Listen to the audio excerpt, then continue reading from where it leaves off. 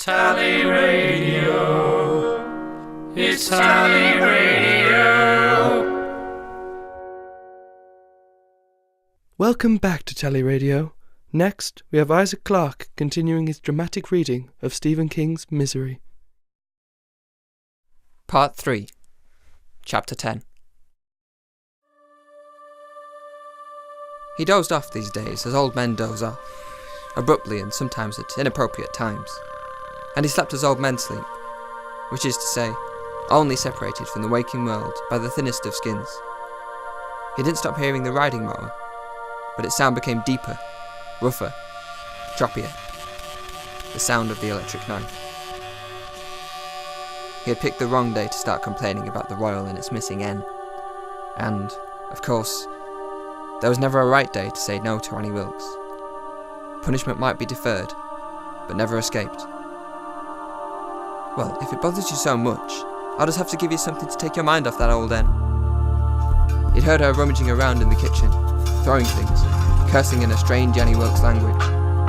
10 minutes later, she came in with the syringe, the betadine, and the electric knife. Paul began to scream at once. He was, in a way, like Pavlov's dogs. When Pavlov rang a bell, the dog salivated. When Annie came into the guest bedroom with a hypo, a bottle of betadine, and a sharp cutting object, Paul began to scream. She had plugged the knife into the outlet by his wheelchair, and there had been more pleading, and more screaming, and more promises that he would be good. When he tried to thrush away from the hypo, she told him to sit still and be good. Or what was going to happen would happen without the benefit of even light anesthesia.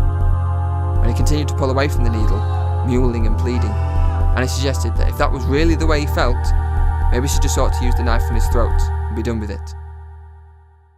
Then he had been still, and let her give him the injection, and this time the betadine had gone over his left thumb as well as the blade of the knife.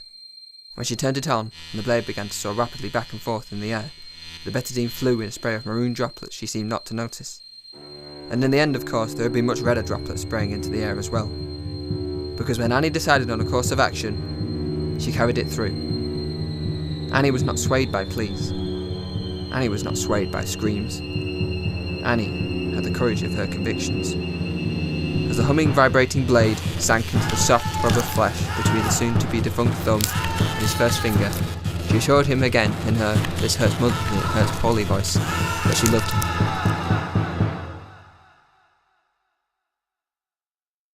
Then, that night, you're not dreaming, Paul. You're thinking about things you don't dare think about when you're awake. So wake up. For God's sake, wake up! He couldn't wake up.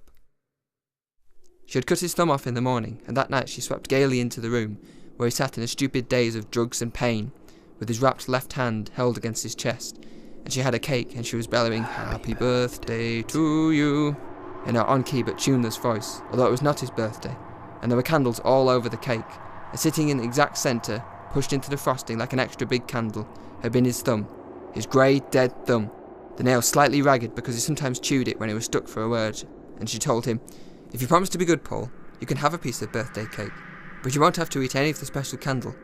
So he promised to be good because he didn't want to be forced to eat any of the special candle, but also mostly because Annie was great, Annie was good. Let us thank her for our food, including that we don't have to eat. Girls just want to have fun, but something wicked this way comes.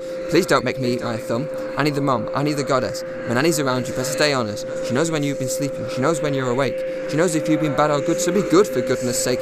You better not cry, you better not pout, but most of all, you better not scream. Don't scream, don't scream, don't scream, don't!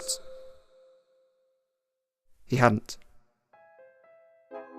And now, as he awoke, he did so with a jerk that hurt him all over, hardly aware that his lips were pressed tightly together to keep the scream inside, although the thumbectomy had happened over a month ago. He was so preoccupied with not screaming that for a moment he didn't even see what was coming into the driveway. And when he did see it, he believed at first that it must be a mirage.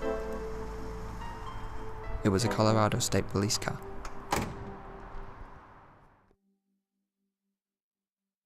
That was Isaac Clarke's dramatic reading of Stephen King's Misery. Next on Tally Radio, we have an interview with Clive Owen about his new film. Tally Radio.